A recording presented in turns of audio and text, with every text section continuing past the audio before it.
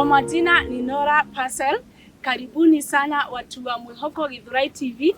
Ni sisi tunakuletea live ya Jonathan, mheshimiwa wetu wa MWIHOKO MCA, mwenye anavai kwa kiti ya MCA, mwenye tunakuletea leo live hapa, mheshimiwa Jonathan G.Njenga. Niye tuko naye. Karibuni, wacha tusikie akona yapi ya kusema na kutuambia watu wana MWIHOKO. Karibu sana Mr. Jonathan. Habari yako? Mzuri. Aha.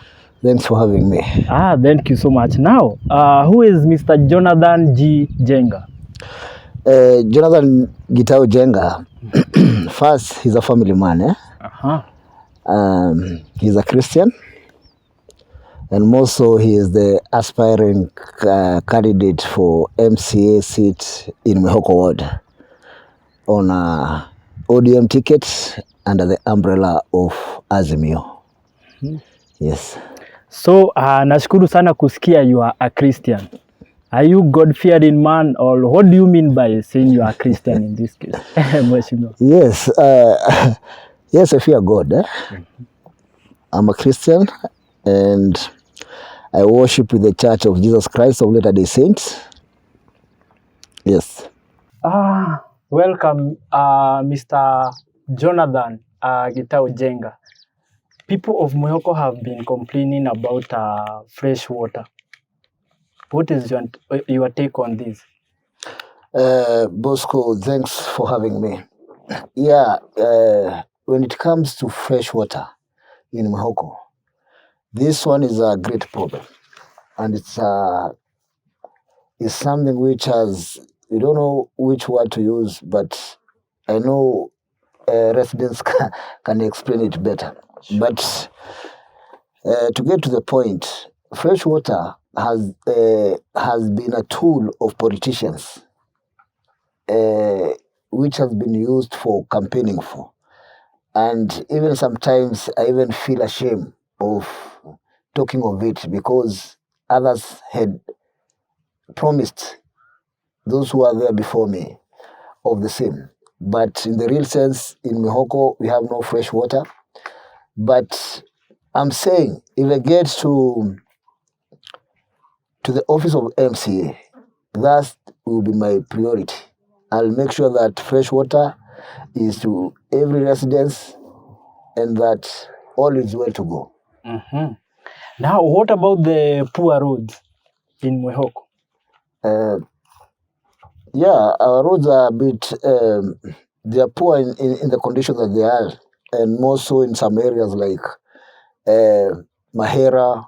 If you go to finance, lower finance, 46, some part of Mwitiridia, even Kwajeshi, some parts of Kizito too. And what I'm saying about these roads, we are going to have the best roads ever. That is, if I get to the office. Because one, it's part of my work. And I know where the best materials for these feeder roads are. I have a plan for them. And for me, I'm saying, if I get this chance to be in this office, I'll make sure that my roads are up to standard. In terms of, I won't do the shallow roads, but I'll make sure that they are up to 9 meters, they have nice drainage, and the water is flowing. The flood water is well directed to its direction, such that it's not going to any home, causing disturbance. Okay, thank you so much, Mr. Jonathan. Now, in MWIHOKO, we have so many talented youth. What are your plans? My plans are, we need a recreation hall. And there are those who does their things in the ground, like football and volleyball. But I have a very extensive plan for the youths, because I'm planning to lobby to the NGOs so that we can have enough funds to do things which we will be dreaming of. Like now, we need a recreation hall. And this hall, I want it to be like 3 floors, such that the ground floor can handle the prayers of the football. We can have another the first floor, which is for indoor games, because I would also wish to introduce more sports like chess, badminton, table tennis.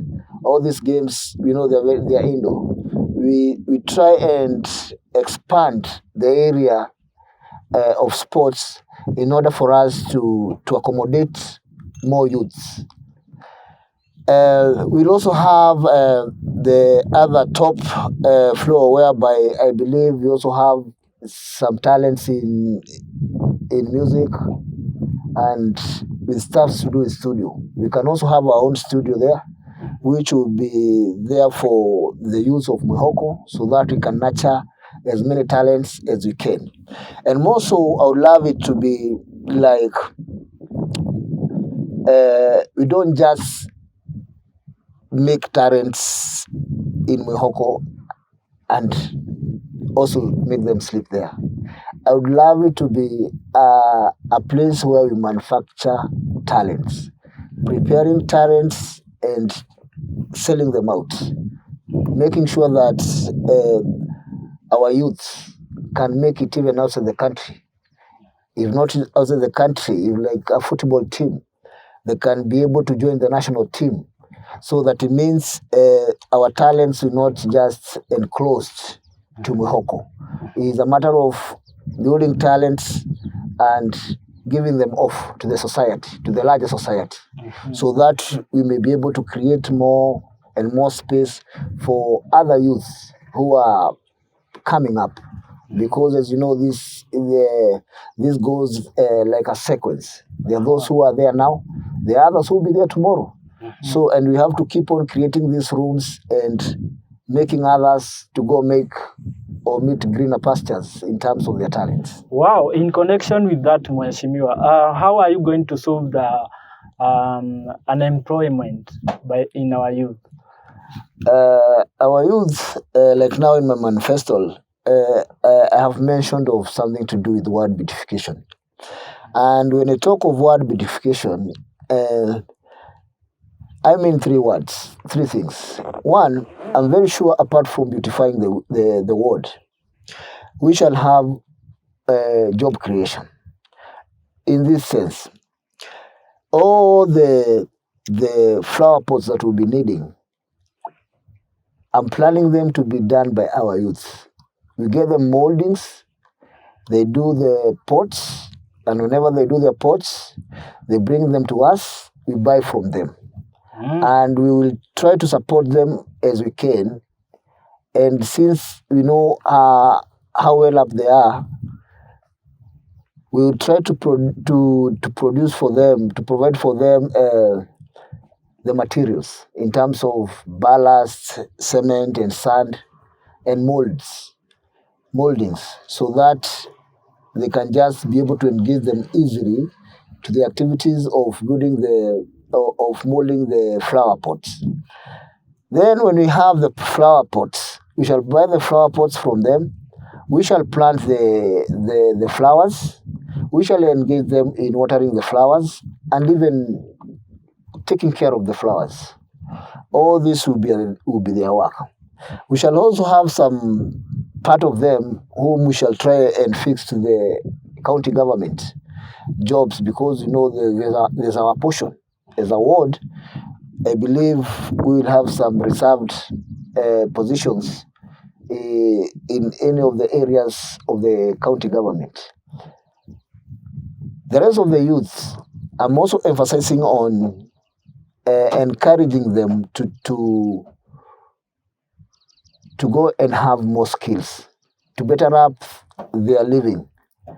And since we have a school within our ward, which is a technical school, I believe if we provide them with TVET funds, these youths will go there, have their skills, and they come out better than they were before. And by so doing, we shall help few of them, whereby by the time they'll be coming out, them themselves will turn to be employers. Because, for instance, if somebody undertakes the course of welding, by the time he'll be coming to school, he will be having the skills. So he will not need to be employed by anybody. Wow. But what he will only need next, it will be just that welding machine, and place it somewhere and start off his work. And by the time he'll be introducing himself to the customer, I'm very sure that at some point this work will come and overwhelm him. So there'll be urge for him to employ more other people. So I can see this happening and growing in a big rate, because the same applies to plumbing, woodwork, and all other sectors of the skill. We're also talking of women fund. We would love to know why our youths, they don't get women fund, youth fund, same as women fund. And that's why I'm saying, when I get to the office, I'll try and push and get to the bottom line of this issue of us or our youth not getting the funds. Sometimes I feel like that thing of collateral and the requirements that they may not be able to provide so that they can get the loans. But I, being in the office, I'm feeling that I will intervene to make it possible in whichever way that these groups get their money and they pay back. Yes, what I know is that you can't break the law, but I believe that you can bend the law at some point in order to make sure that things come to the favor of our youths. Wow. Shukran sana mheshimiwa. What about the issue of our health? Health, as you know, the office of the MCA, lobbying is part of its work. It's true that there's some few areas even in our country that we know that so many NGOs have done a lot. I'm also of that opinion of lobbying funds from international communities. I know there's so many international organizations, that they are there for the well-up of community, of humanity. And I know some which we can apply for funds or grants regarding the same. And it's my belief that in MWIHOKO, the designated area for the clinic, I'm very sure that we're going to have, if not 4-story clinic, it will be 3. Wow. I'll lobby for this money, get them to the governor, so that the governor will then come and do it to the ward. Because, you know, as per law right now, our mandate is not of handling the cash and the funds that we've lobbied. Mm-hmm. Yeah. Oh, wow. Thank you, mheshimiwa. What about our disabled people? Yes, this is another special group, and a group that I'll try to let or to synthesize the citizens more about them, so that we may start seeing them in another perspective. Because as people who are not disabled, we might not know much about what they go through, and more so the caregivers. So first, I'm planning to have an institution within my ward, be it a church or a school, as long as it's an institution, to an extent to the buildings, for us to just have those facilities which are required for people with disability. For instance, even in all our churches, it's hard to get a church with just a single toilet where a disabled person can go there and help himself or herself. And yet, we need these people in our churches. So it's a high time that we start embracing them by providing these facilities which favor their conditions, so that also they will feel part of the community.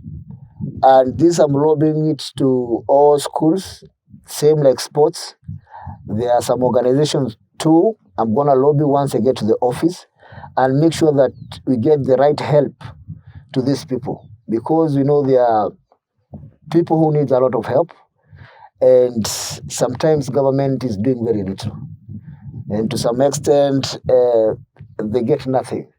So it's a group that I'll bring very close to my administration, and to make sure that all is well and it's done accordingly, and it will favor majority of them.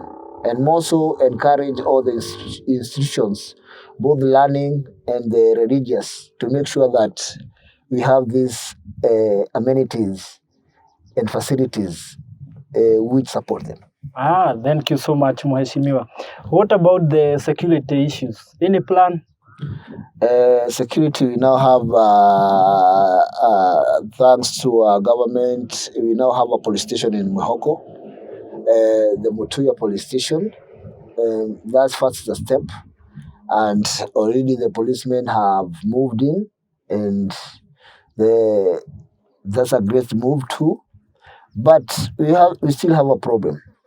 As much as we have a nice building, and the security personnel have turned in, those offices are not equipped.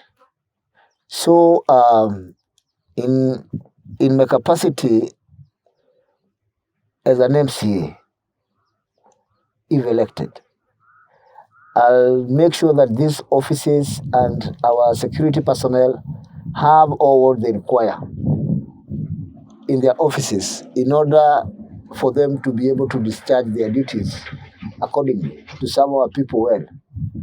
Yes. Mheshimiwa, let me ask you, what inspired you to be an MCA? That's a very good question.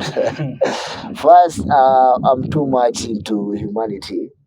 I would love to do a lot of things to change the lives of people.